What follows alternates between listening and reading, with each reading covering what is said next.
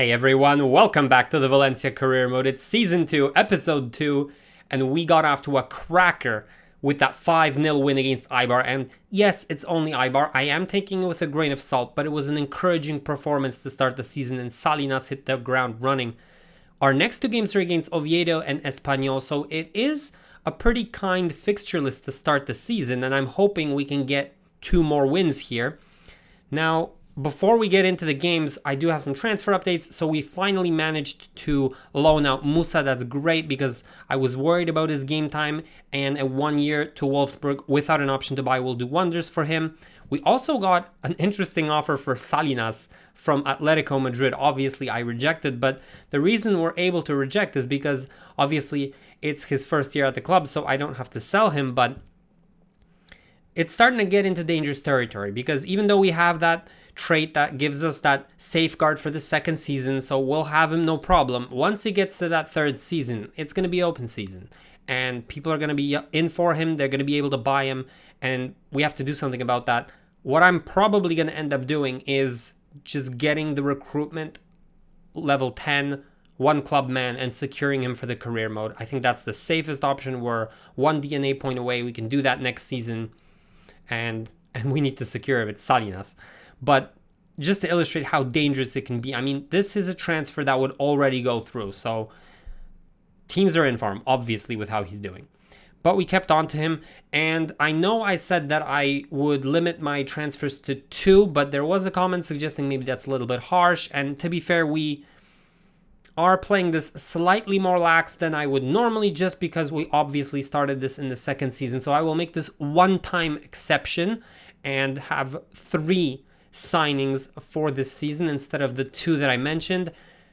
And that's mainly because I found this guy and I'm like, okay, you know what? Fine, we'll make one exception. Beltran, because we're a little bit deficient in terms of that central midfielder position, that Pep Guardiola role. And I'm looking at him. I looked at his stats. I'm quite convinced with this guy. And if you look at this price tag, he's valued at 20.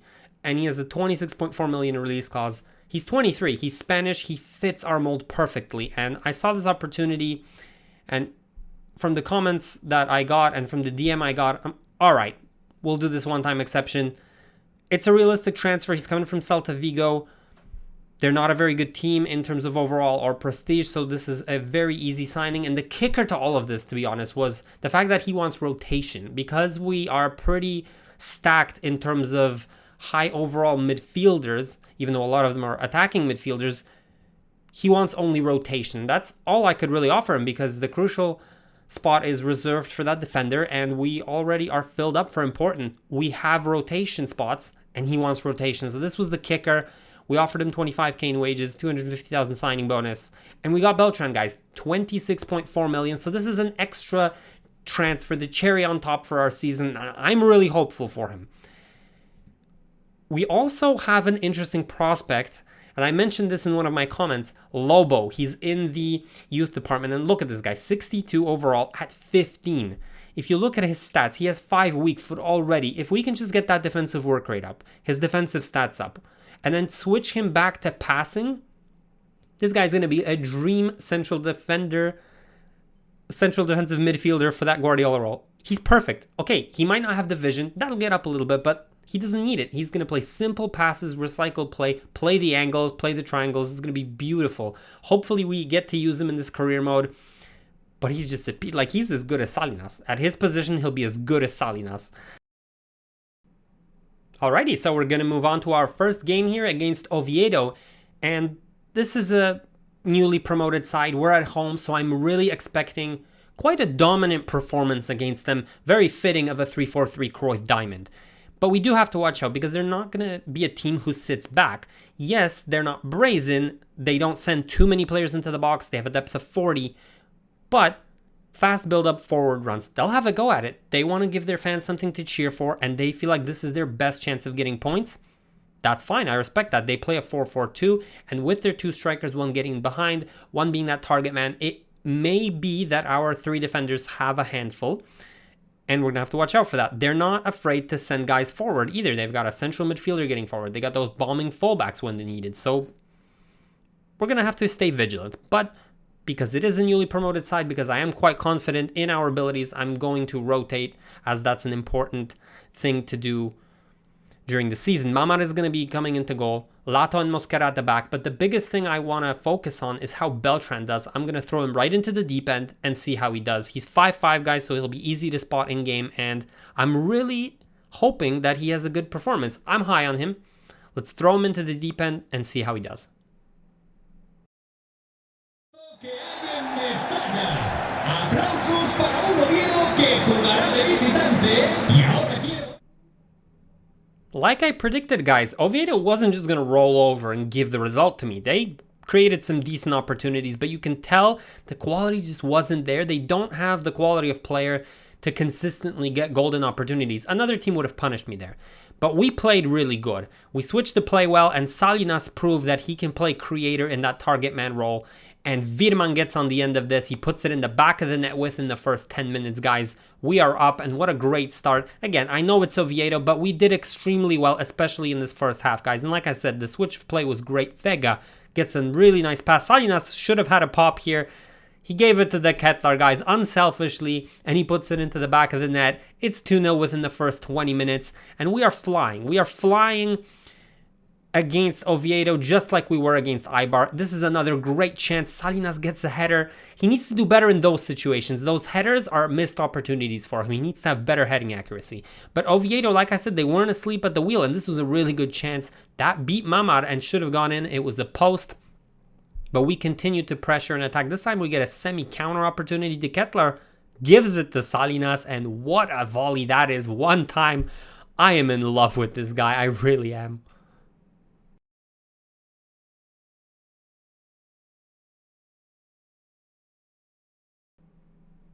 We dominated some more in the second half, guys. Constant good switches of play and people getting into great positions. Salinas running on the end of this. A great save by the goalkeeper, but he was active as ever. And this is exactly why I love him. Most of all, his positioning sense is just immaculate. Look at this. Finds himself in spaces like this all the time and just smashes that in, guys. What a goal from Salinas. Everything he touches goes to gold, and he is cooking, boys. And we are all cooking because Moriba had a chance from distance here and he very nearly made it 5. He's a great distance shooter. We should have been up and out of sight. And we let Oviedo slip in. Possibly complacency because of how well I was playing, but they got their chance here. A nice pass and play, and he smashes it in. It's 4-1. Disappointing that we lost the goal here because we were great defensively. We nullified them for most of the game, and they crept in. And they started to get a little bit more confidence toward the end of the game. This probably should have been another goal. It beat Mamar, but in the end, it's 4-1, guys. As I said, a little bit disappointed that we couldn't keep the clean sheet because they're hard to come by in my system, but overall, I can't complain too much because Salinas had another game, and he is a star that is rising before our very eyes. So good, this guy.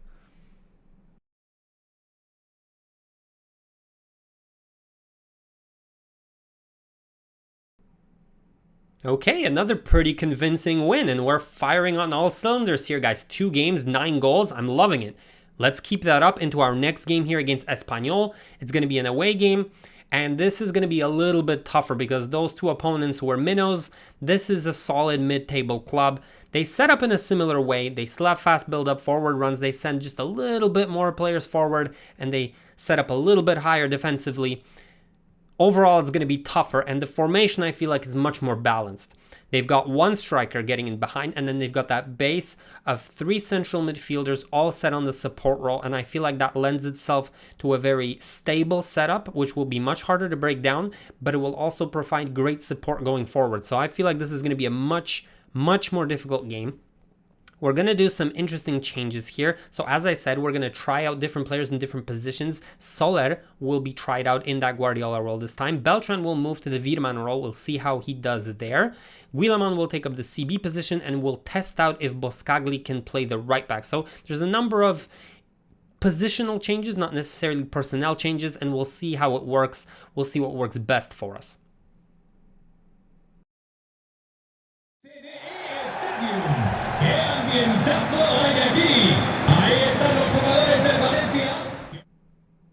I predicted this was going to be a slightly more difficult game, and it was. But we did start off well in the first 10 minutes. A lot of great movement. Salinas gets on the end of this, and I mean, look at this. He almost beats hits. That's an 18-year-old showing some massive confidence, guys. But Espanol was not asleep at the wheel, and they took control over the next 20 or 30 minutes. Boscagli makes a really good tackle, but they continue to attack. Men forward, they get it over here. Silason has to make a save, and we're in dangerous territory. We are. And they continue to pressure us and get chances. We really couldn't get out of our half. They got another post here off of a tip from Silason, and they just kept on coming and coming. And finally, guys, we broke. Guillemot makes a slightly bad tackle here, and it's a penalty. It's very unfortunate. They have a really good penalty taker. He steps up, and Silason dives the right way and makes a wonderful save. And that gave us win in the sails, because up until the 35th minute, we were not really confidently attacking, but that gave us a lot of confidence. Lee has a really good flick on here for Salinas, and it's a save by the goalie.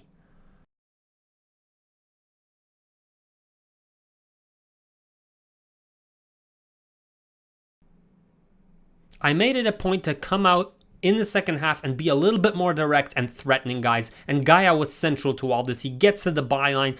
Kanginli puts it away, and it's 1-0, guys. And Kanginli gets his first goal of the season, and I'm loving how he plays. He adds that fluidity on that left-hand side, and I love it. But we weren't happy for too long. Literally minutes after, they score off a header. What a perfectly placed header. And that is our weakness, because we don't have very tall players, and certainly not players with a lot of aerial prowess. So that can happen. And it did. And that gave them win in the sails, because they were constantly threatening. And I can't explain to you how many posts they had and how many good opportunities. They had a lot of good distance shots. Raul de Thomas picks it up here. Silason has to make a save. But they were constantly threatening like that. You know, vertical play, quick passes. He runs past our player, Skov, and he puts it into the back of the net, guys, and it's 2-1, and that is very deflating. Not only are we down 2-1, but we're down in spirits. But in the last 10-15 minutes, we started to get a hold on the game and pressure constantly. Gaia central to all this. Salinas gets one. He gets 2 chances, and he can't put it away. I am so used to him putting that away. If not the first, at least the second. But we continue to pressure. Gaia again to the byline. Gets it to Moriba, and he smashes it in, guys. It's 2-2. We got one back, and we have the tie. And in the final moments, Boscagli gets a header off a corner and he puts it in. It's 3-2, guys. Victory snatched from the misery of defeat. I cannot believe we got this win. It did not look like it. It was not on the cards. We were not in it. But in that last 10 to 15 minutes, that pressure was outstanding, and it shows a lot of character in our team. I'm really satisfied with the result and with certain portions of the game. But we do definitely need to improve, because we did get a lesson from Espanol at certain points.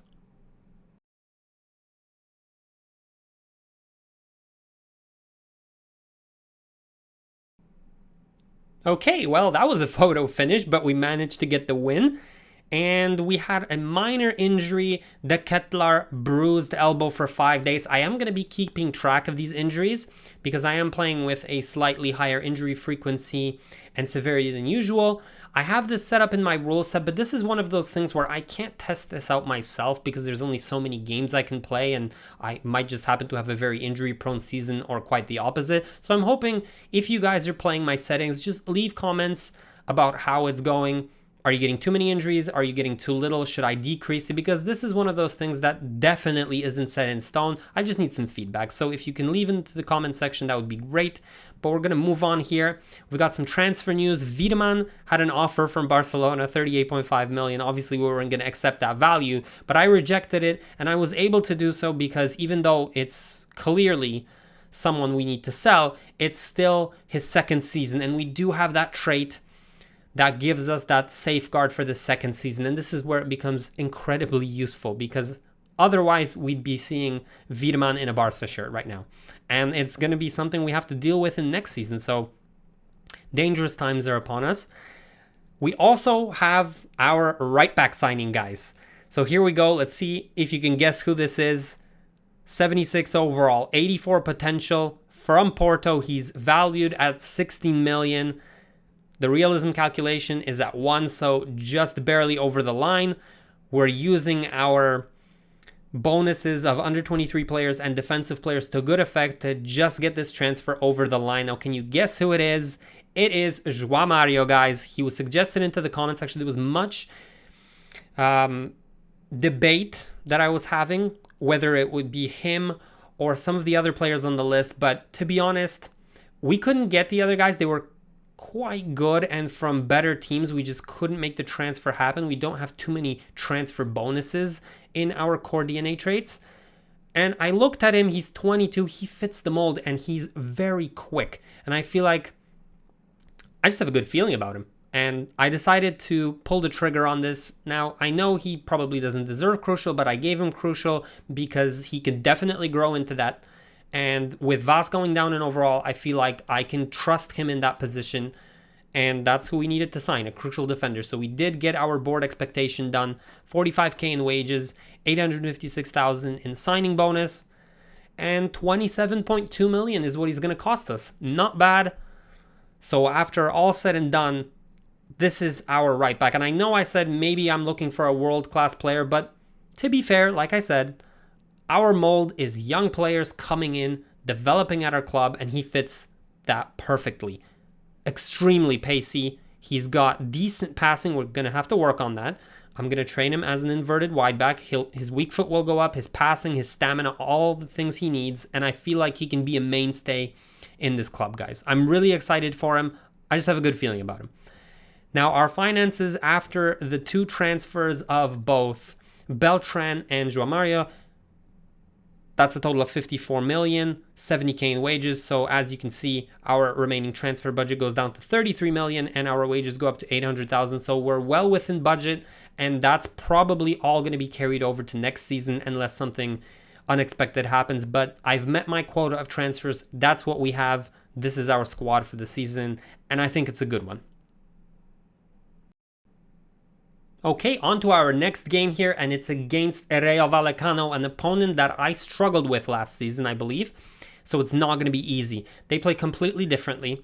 They play a lot higher up, and they favor a slow build-up possession style, similarly to us. But from what I can see in the tactics, and they love to put a lot of players into the boxes, they've got that target man, and he's going to be the anchor point. He's going to bring everyone into play. They've got Vitinha, a great Cam who's going to free roam, and then that right side causes a lot of trouble last season. You've got Isi and Maffeo, and that's definitely something to watch out for. We have to make sure our left side is secured. Now, we're not going to make too many personnel changes, but we will be doing a few, as you guys are probably used to, positional changes. I love rotating guys, putting them all over the place because my system is fluid and I expect all my players to be versatile.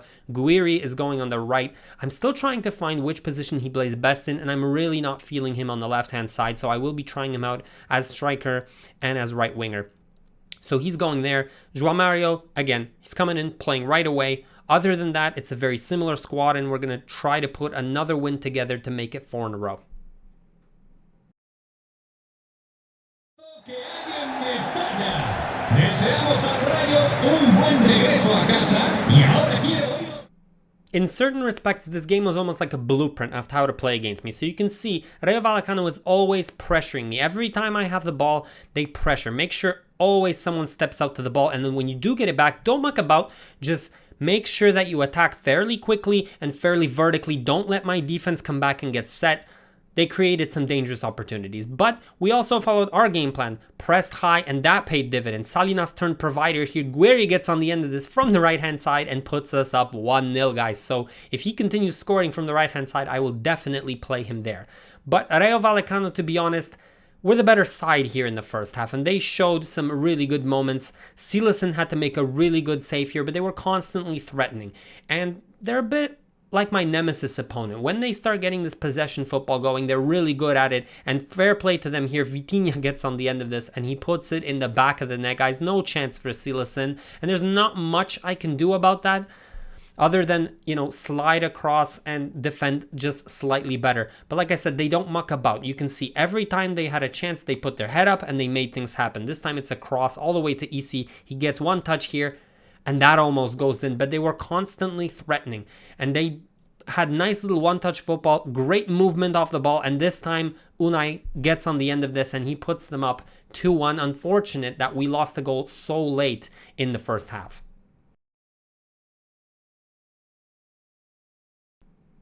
And the tactical battle continues, guys. A nice compact defense set up from Rayo Vallecano. And we have our man, Vega, at the bottom of the screen, stretching that pitch. And this is exactly why you do it. For this switch of play, this chaos created, Soler runs into the space that was vacated. He cuts it back for De Ketelaere, and that should have been in the back of the net. But Rayo Vallecano, for everything we did correctly, they played even better. And look at this counter opportunity. This is exactly what you want to do. Nice vertical passes in behind the defense. Boscagli is too late, and it's 3-1, guys. And it's unfortunate because this is a really big hole to climb from. We tried to grind it out. There was a nice cross in from Joao Mario. They get it out. We recycle it. Salinas has a really nice pass here. Wiedemann one time, and it's 3-2, guys. A life in us yet. We have 35 minutes to try to get another goal, but they were exploiting everything that you need to exploit when playing against me. Back post crosses, another one, and we were lucky that this didn't go in. But we continued to switch that ball, and that's what gave us success. Kangan Lee gets on the end of it, and he slides it in, guys. It's 3-3, and he is betting in really nicely. I really love his movement off the ball, and then his finishing is really good as well, so he's a really good addition to our team. But in the last 10 minutes, we were sweating it out because Rayo Vallecano had chance after chance. Silasson makes a lovely save, and then he's called upon yet again to make another great save. He's a bird flying through the air. And then they just continue piling on, and he makes another save, and we just get this over the line, guys. Another hard-fought victory here, and I call it a victory because we came back from 3-1, so I'll take this result. Even though at the beginning of the game, I'd say, okay, it's a home game against Rayo Vallecano, and as much as they are my nemesis opponent, we should be getting a win here, but I will take this tie.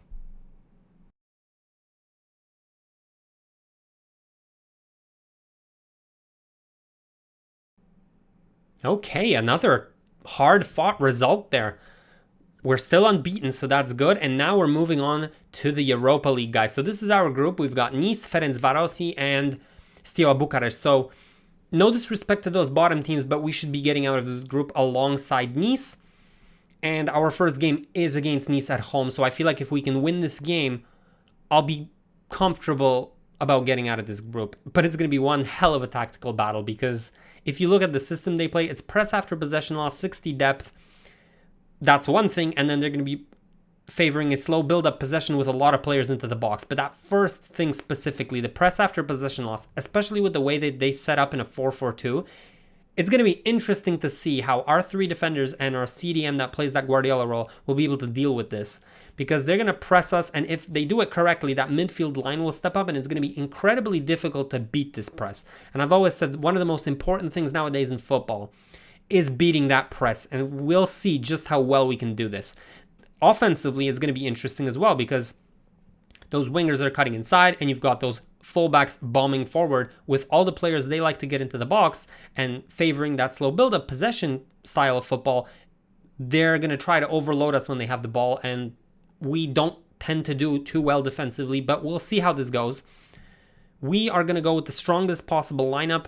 Only two changes from what you might be used to. Beltran is going to take up that CDM role. I liked how he played. I'm going to try him in a Europa League game. And Lee is going to add us a little bit more mobility instead of Guiri on the left-hand side. Other than that, our starting lineup is set. Here we go, our first game in the Europa League, guys.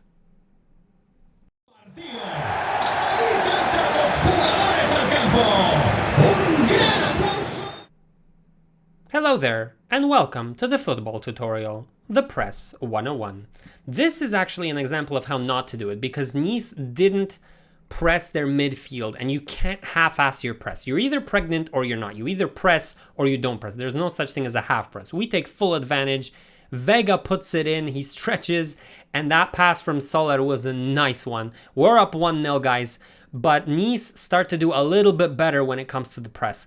They force us to make some difficult passes, but we manage to get through. And when you press so high up like we do sometimes, you leave open spaces. De Ketelaere takes full advantage, and we are rolling, guys. 2-0 in our first Europa League game. And to be honest, this was the perfect half. To start off, we made literally zero mistakes, and we had great runners from deep like here. Wiedemann gets a shot. This time it's saved by the goalkeeper, but we were constantly a threat. Salinas gets a great header. It's cleared off the line, but we were piling on the pressure constantly, and they were trying to press us, and they did quite well. This time, much better. Look at that midfield line. Now you're pressing correctly. that first line and the second lines. But we have guys set up so wide that we were able to manipulate, create space, acres of it. Salinas gets it, and you know he's finishing that. What a player this is. Puts it in the back of the net every single time. Cool as you like. And it's 3-0, guys, and we are dismantling them. But we had a chink in our armor late on.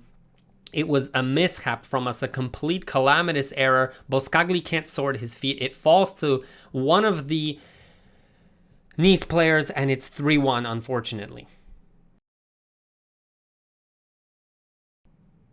Things started to fall apart from there, and it was because of stupid errors just like this one. Another example of not getting your feet sorted out. Mopai gets on the end of it. All of a sudden, it's 3-2. They're back into the game, and things are getting sweaty. Now, we did have a really good opportunity here. Guerri on the counter. We don't get many of these, and he can't put it away. And this is exactly the type of thing that comes to bite you in the ass after. And guess what?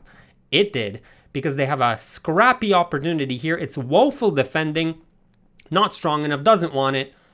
Mopai gets it and he smashes it in, and it's 3-3. And I'm thinking, how is this even a thing? How is this a tie game right now? Luckily, Nice overextended. They got too greedy. They wanted that fourth goal and they opened up. And we finally were able to get a nice, clear counter opportunity. De Ketelaar gets on the end of it, and it's 4-3, guys. Thank God. Just over the line. Another photo finish, hard-fought result. I wanted to thank you, everyone who decided to support me on Patreon. There is now 2 people. Thank you, LaShawn and Tristan. Anyone who wants to support me and my content, my rule set specifically, you can do it there. In general, though, if you do like my content, leave a like, subscribe, a comment. Thank you so much for watching, and I will see you next time, guys. Laters!